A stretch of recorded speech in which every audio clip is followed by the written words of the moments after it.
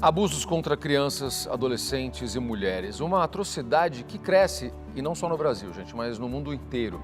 Esse é o tema do livro Da Ferida à Cicatriz, Minha História de Abuso, Rejeição e Superação, que será oficialmente lançado hoje à noite. A autora desse corajoso relato, acompanhado de importantes reflexões e orientações, é a escritora Márcia Pires, nossa convidada de hoje. Márcia, seja muito bem-vinda, um bom dia para você. Um bom dia para você também. Obrigada por nos dar esse espaço para poder falar um pouquinho do nosso livro e da minha história, né? Bom, a gente que agradece. A gente agradece muito. Eu queria dizer primeiramente para você, parabéns. Parabéns pela coragem em transformar o seu drama pessoal em instrumento para resgatar a saúde emocional e a dignidade de outras vítimas de abuso e da violência doméstica. Isso é muito importante, isso encoraja a vítima a pedir ajuda, que muitas vezes não sabe nem por onde começar.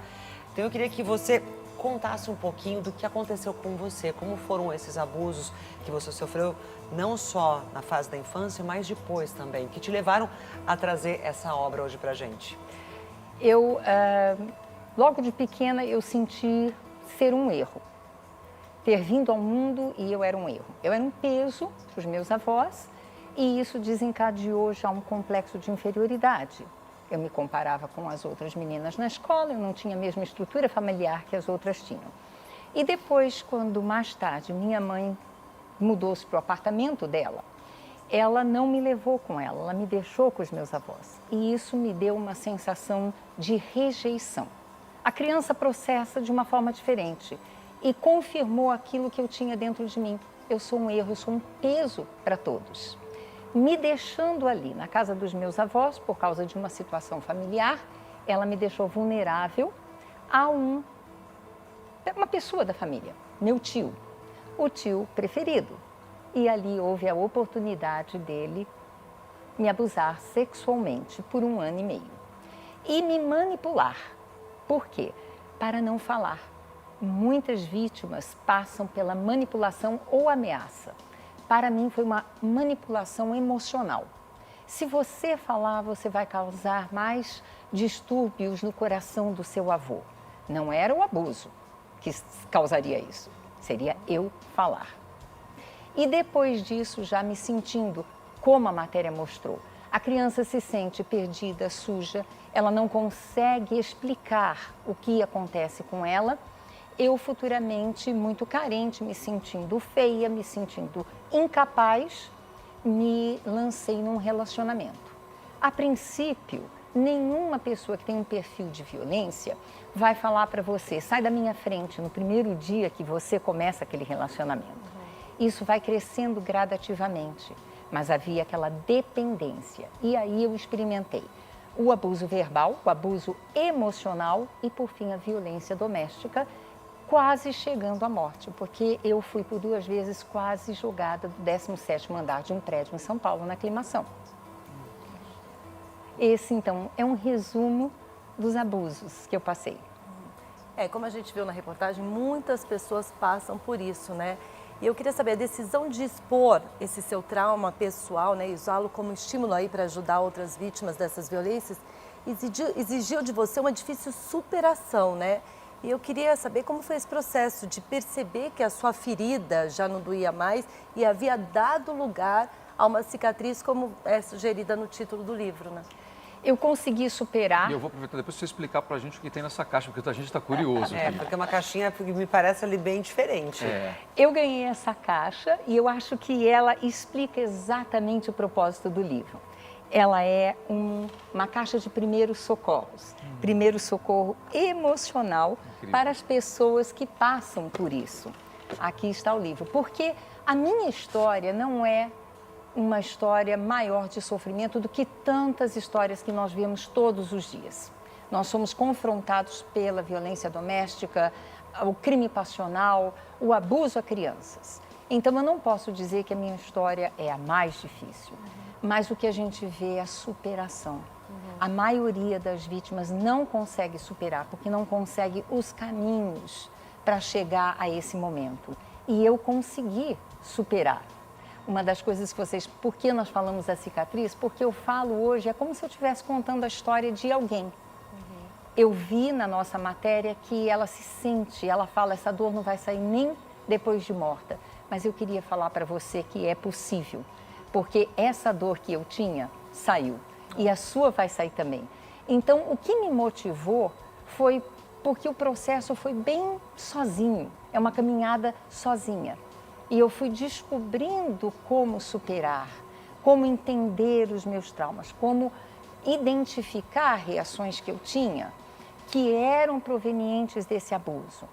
E a maioria das vítimas não tem essa plataforma. Começa pelo fato que é muito vergonhoso falar de um processo desse. Você tem que se expor para pedir ajuda. Essa acho que é a parte mais difícil. Não Depois é? do abuso, da violência, você dar voz, verbalizar aquilo para alguém. Porque, primeiro, muitas vezes as pessoas não vão acreditar em você, vão achar que é mentira. E aí você ter a coragem de se expor dessa forma realmente é muito forte, né? Foi um dos processos que eu passei, porque depois, já adulta, num confronto com a minha mãe, eu falei para ela, esperando pelo menos alguma empatia, um apoio, uma empatia, uma surpresa. E ela falou, não acredito em você. Não veio o que você E esperava. essa dor de não ter sido acreditada, eu acho que foi mais forte do que o abuso. Então, as pessoas, de forma geral, não têm uma plataforma. E a outra coisa que a gente carrega é assim, o que vão falar de mim? O que vão pensar de mim? É como se eu falasse e eu carregasse agora uma marca. E a vítima se sente marcada para o resto da vida. Até na forma que ela se conduz, que ela se apresenta, ela não precisa falar, eu passei por abuso. Mas existem sinais que as pessoas percebem que tem alguma coisa ali. Ela não gosta de falar determinados assuntos, ela não gosta de comentar determinadas situações que a gente vê na televisão. Fica mais introspectiva também, muito. né? Eu creio que para quem está passando abuso ou passou, a matéria foi muito forte, muito difícil até de lidar com as imagens, porque passa a ser um retrato daquilo que ela vive todo dia. Ainda que o abuso tenha acabado, se ela não superou, é como se aquele filme tocasse na mente dela, todos os dias. Olha, o livro traz um relato seguido de reflexões e ações justamente para superar os abusos, que é um pouco do que a Márcia está fazendo aqui, por você que está nos acompanhando, que está assistindo e que pode estar passando por isso, ou já passou por isso. Qual o primeiro passo para alguém tentar se libertar dessas violências, Márcia? O primeiro passo é crer que existe uma vida melhor. E isso eu acho mais difícil. O abuso coloca uma mentalidade de que você não tem direito a uma vida melhor. Você nunca vai conquistar uma pessoa melhor, uma situação melhor, uma posição melhor, porque você já está marcada. Você é mercadoria de segunda mão, você já foi saco de pancada, você já não tem mais a sua identidade. Perguntar para uma vítima o que você gosta, o que você não gosta, isso é um processo muito difícil. Ela é induzida a gostar daquilo que o abusador a fez gostar. Olha, você está dando até agora, eu estou vendo alguns sinais de como suspeitar, né? Mas eu queria que você fosse mais claro. Como que a gente pode suspeitar os familiares e amigos para ajudar alguém que esteja passando por um abuso? Eu vou, assim, são muitos sinais e a vítima, por questões até mesmo de ameaças de morte, nós temos violência doméstica e crime passional que é banhado numa ameaça de morte e muitas vezes não só ela chega num ponto que, ok, se ele vai me matar, melhor assim, mas a ameaça é pertinente à família. Filhos, pais. Filhos, pais, muitas vezes até machucando um animal de estimação para te atingir, né? Então, a pessoa fica assim completamente perdida e ela quer procurar ajuda, mas ela tem muito medo. Então, um dos sinais é o isolamento. O abusador vai fazer questão ou propósito de lhe tirar do seu meio de apoio, de lhe afastar de família. Então, as visitas à família são menos frequentes, as conversas telefônicas são muito rápidas, porque ele está do lado vigiando o que se fala. Ele vai pegar o celular para ver se tem algum pedido de socorro, né? E afasta da família, afasta dos amigos. Todos os amigos têm um defeito, todos os amigos querem tirar proveito de você. Então, você não pode ter essas amizades. Você não sai mais com os amigos, você não sai mais com os colegas de trabalho. Se tiver um evento da empresa, ele não vai permitir você ir. E, por fim, há uma mudança do comportamento. Aquela mulher era uma mulher alegre, era uma mulher feliz, ela vai pôr um sorriso. Eu era uma assistente de diretoria de uma multinacional.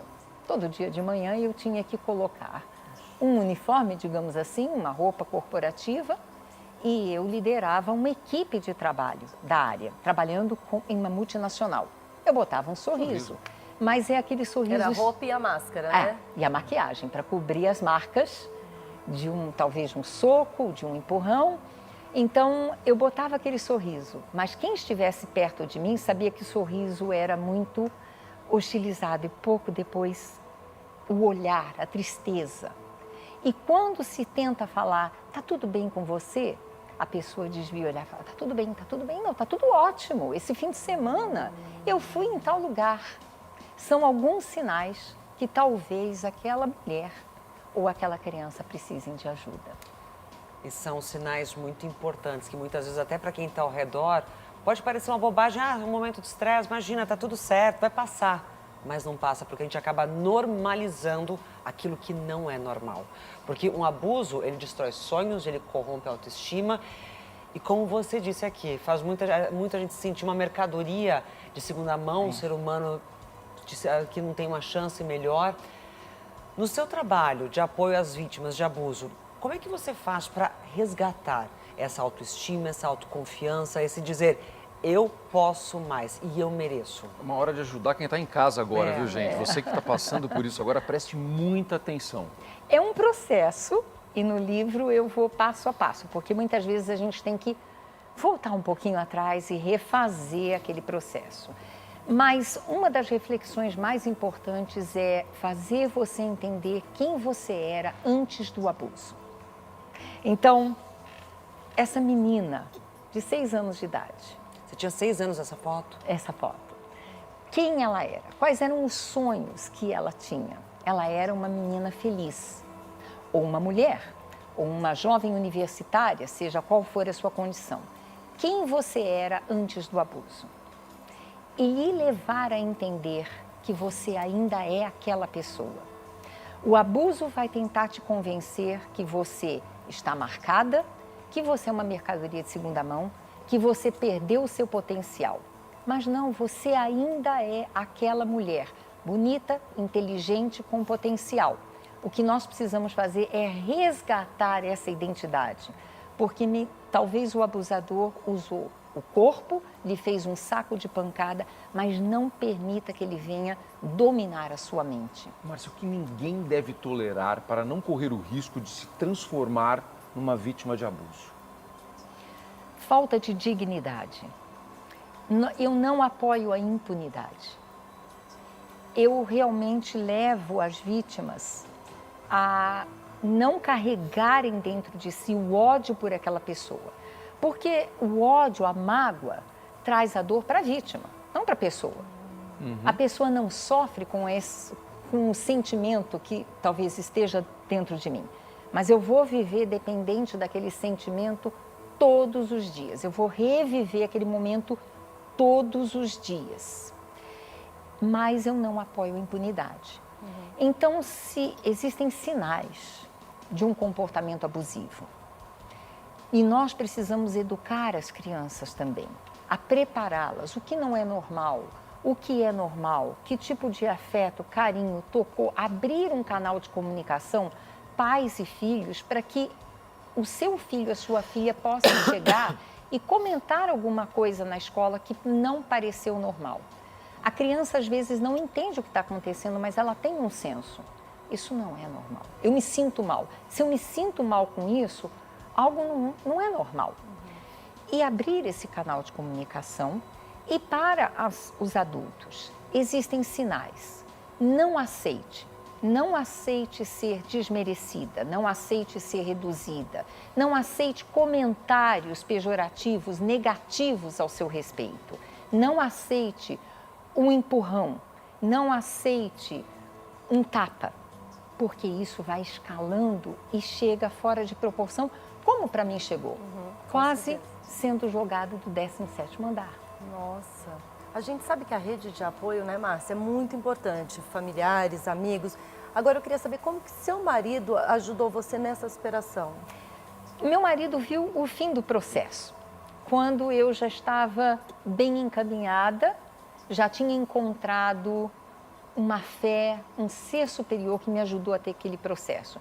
Mas a gente adquire reações que a gente não se dá conta.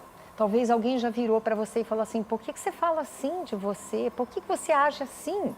E você, assim como? Então eu tinha determinadas reações, determinados barulhos que ainda me incomodavam. E ele foi aquele bálsamo, porque ele sabia que movimentos bruscos perto de mim, eu me assustaria primeiro. Então ele teve que mudar a forma natural dele, que não tinha maldade nenhuma. Sabe, chegar e colocar, por exemplo, pegar o livro e jogar assim, para mim já era uma coisa, e eu não tinha consciência. Ele falava, você não precisa fazer assim, eu não vou te bater. E ele me abraçava. E aí, aquele resquício, aquelas pinceladas finais, uma vez que ele apontava e eu me sentia agora num espaço seguro, que é o mais importante. Com certeza. A vítima tem que se sentir segura para superar. Se ela ainda se sente ameaçada ou num lugar de perigo ou com sinais muito próximos ao que ela viveu, ela vive aquela instabilidade o tempo todo. E ele falava, você não precisa, eu não vou te bater. É tão importante esse apoio, exatamente esse abraço, você receber algo que antes era impossível, parecia ser impossível, que ele realmente fez e faz até hoje junto com você. É muito, muito importante que as outras vítimas possam ter essa mesma oportunidade. E eu queria que você falasse um pouco pra gente sobre o lançamento oficial dessa obra, desse livro, Da Ferida à Cicatriz. Eu já sei que a agenda tá super cheia e eu queria que você fizesse um convite especial aqui para todo o público, para poder conferir exatamente quando começa aí o lançamento. O lançamento começa hoje, à noite, às 7h30 da noite, no Templo de Salomão, com uma palestra e a noite de autógrafos. Amanhã eu estarei no Arca Center, em Brasília, e às 6 horas da tarde. E na quarta-feira, 6 horas da tarde, estaremos no Rio de Janeiro. Mas se você não está em nenhuma destas capitais, você pode adquirir o livro, seja pelo site do arcacenter.com.br ou também nas principais livrarias do país. Olha só, então vamos reforçar, olha que oportunidade.